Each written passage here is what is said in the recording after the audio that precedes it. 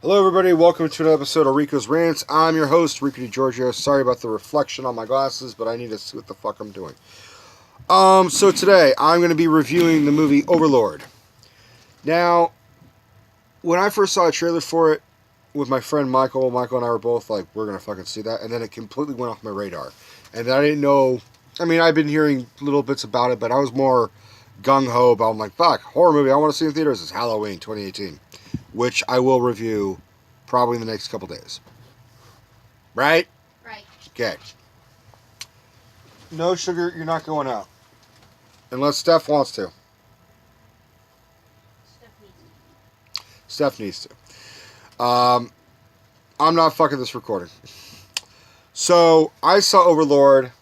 Michael and I went and saw it. And it was really surprising. My basic idea of what I thought it was going to be was zombies in World War II. Now, it has that, but it's not completely that. It's not like... What I thought it was going to be was Undead Nightmare, the Red Dead Redemption Undead Nightmare expansion. I thought it was going to be that. Just, a time in history, throw zombies in. Pride and Prejudice and zombies, that type of thing. It really wasn't that. It was... Definitely, it felt like a World War II film. The majority of the film. It is like the day before Normandy, and this team of soldiers have to take down this tower so that Americans can get to the Normandy.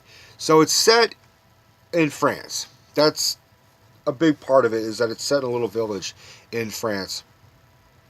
So there is a zombie-esque quality to it, but it's not like ripping and brains and shit like that. It's just, here's stuff. You're going to walk right into frame, so it's okay. Oh, by the way, Steph moved in, officially. So now she has to take her dog out. So there'll be a little bit of back and forth. You guys don't give a shit about that. It's okay. So the team of soldiers... Some really good performances. I apologize to the actors in advance if I fuck up your names. Jovan Adepo. He is the main character. His character's name is Boyce.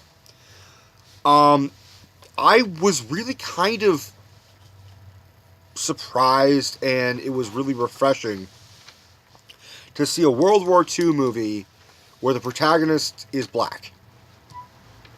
I really am not trying to turn it into a race thing.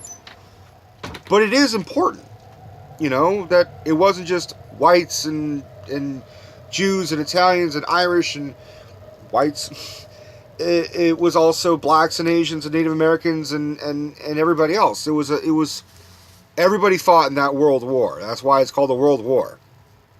But it was really, as a cinematic value, it was refreshing. And I was that idiot who was like, oh, they're going this road. Okay, fucking A, I like it. And the actor, Giovanna Depo, he does a great job. He carries the film really well. And his character is the almost cliched soldier now, where it's like, he can't even kill a mouse, yet he's in the middle of war. He's very much a pacifist.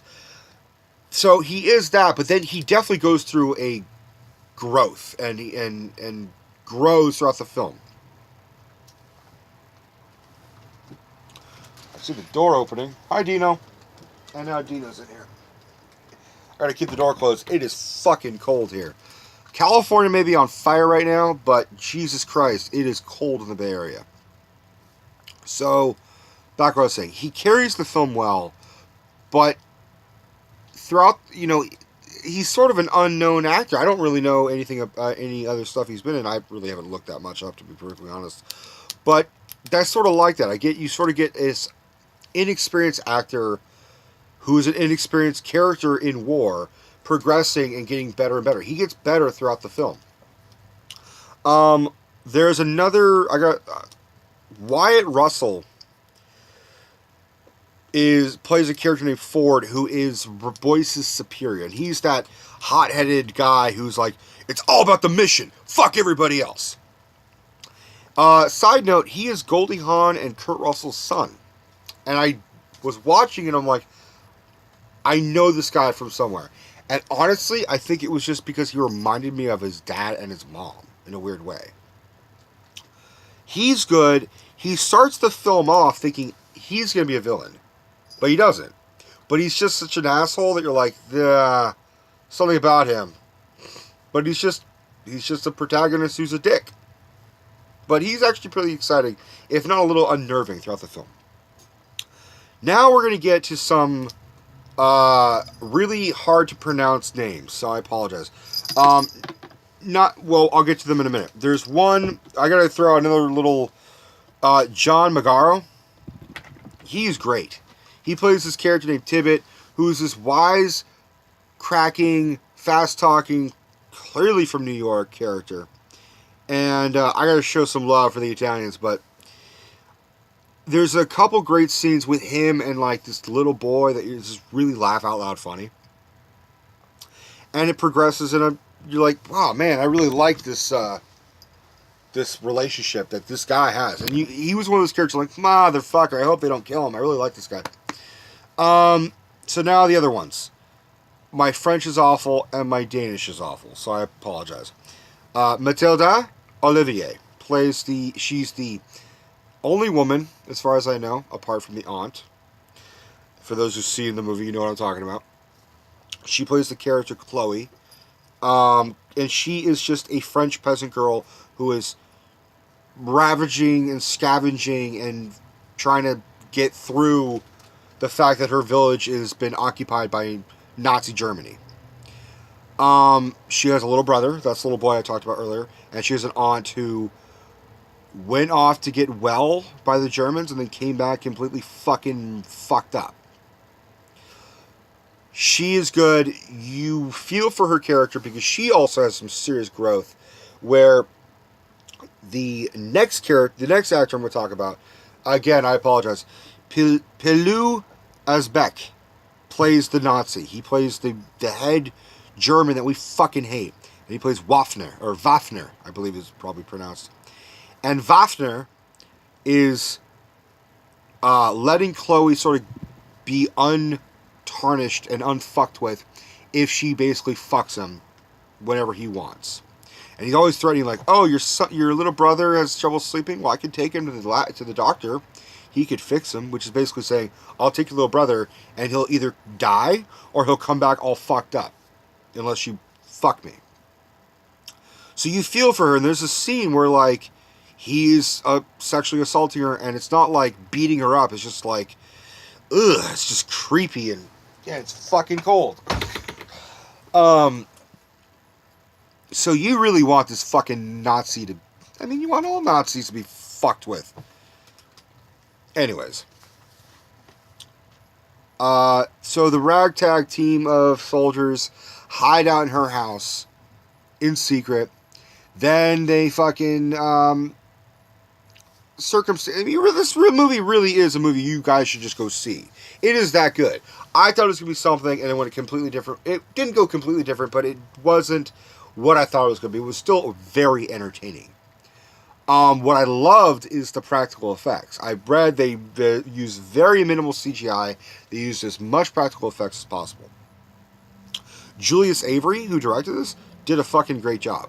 It felt like a fresh, new take on a World War II film. Because I'm bored of World War II. I'm bored of every fucking World War II movie, man. My dad loves them, and all the power to people who love them, enjoy. I'm just bored. You can literally make every day of World War II based on a movie. Like, every movie is covered every day of World War II. 5 years of World War II, we have thousands of fucking World War II movies that can just cover everything. And I know it is a go-to, but I like this fresh take. I love this premise. J.J. Abrams produced it, and I gotta admit, I am liking more and more J.J. Abrams' stuff all the time. Every time I see something, I'm like, holy shit, he produced that? Holy shit, he directed that? Holy shit, he wrote that? I love it. I'm really getting into it. One of my all-time favorite movies of his is Regarding Henry. One of these days, I'm going to have to review Regarding Henry.